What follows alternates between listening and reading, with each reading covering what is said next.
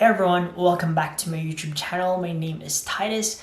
Now in this video, I'm going to do another houseplant tour, but this time I want to do part 2 of that and show you guys what's outside of our house. So I will be showing you guys our front yard as well as our backyard and the different plants that I have in there.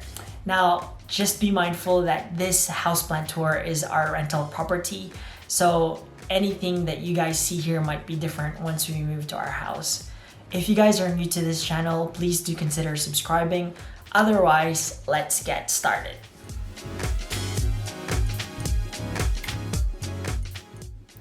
Alright, hey guys, so we're going to start our outdoor rental house plant tour from our backyard. So I'm going to pre-record the voiceover purely because it's quite windy outside. So the first thing that we're going to look at is this plant that looks like a thumb succulent called Pylos Nelly or Nellii or Lithops, I think, a type of it. I love how it looks. It's like this really soft thumb looking weird succulent, and eventually hopefully it'll flower. So I've had that tiny growth there. This one is a plant that we got from one of our property developers as a gift. This one is a crassula succulent. Before I repotted this, it actually had a lot of aerial roots growing, and now it's growing even more bushier after I repotted it because it's getting a lot more moisture from the soil. So that's good that it's growing really nice and well in there. Hope it keeps growing well as it is. Here I've got my experimental monstera that I thought I'd try. It was propagating in water before, that's why it looks quite yellowish.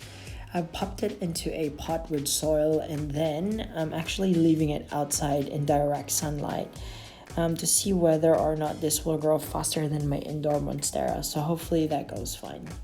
Moving on from there, here we've got our peppermint plant, and it looks really nice when the caterpillars aren't chewing on it.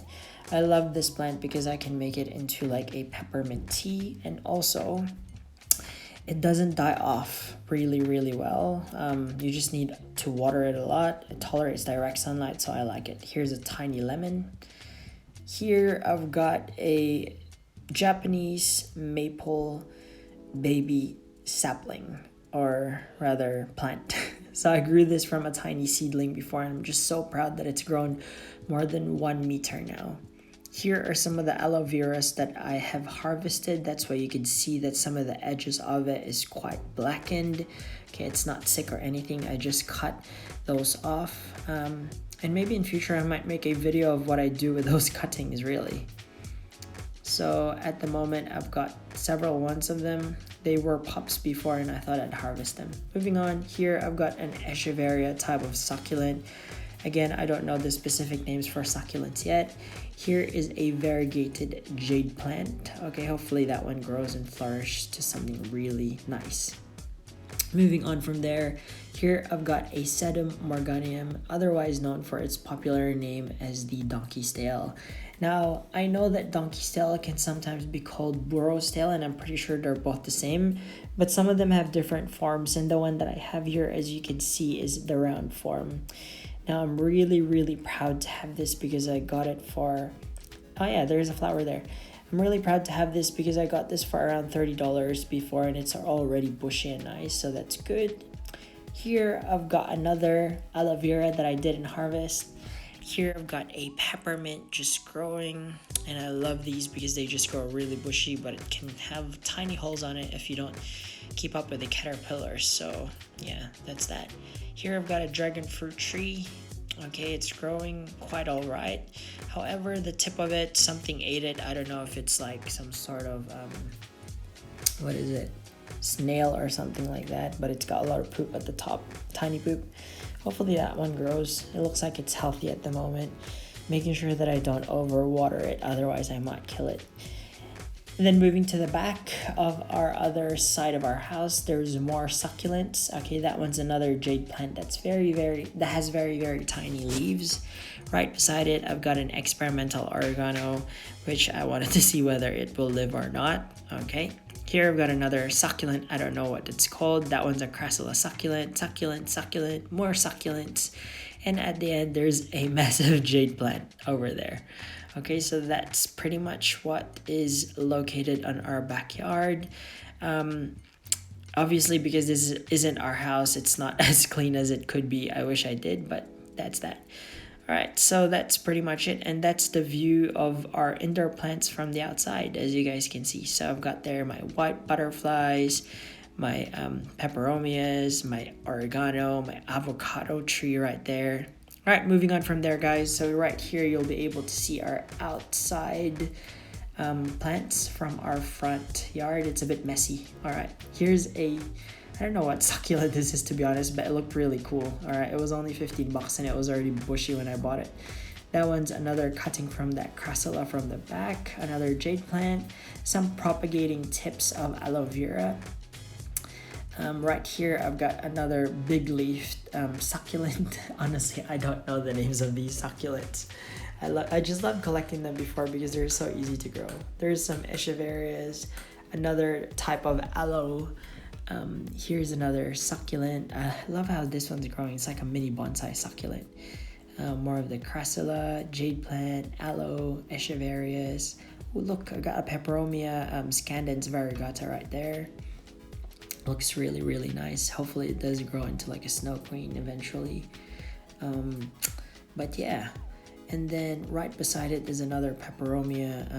Not sure what it's called, but I think it's infested with some sort of fungi.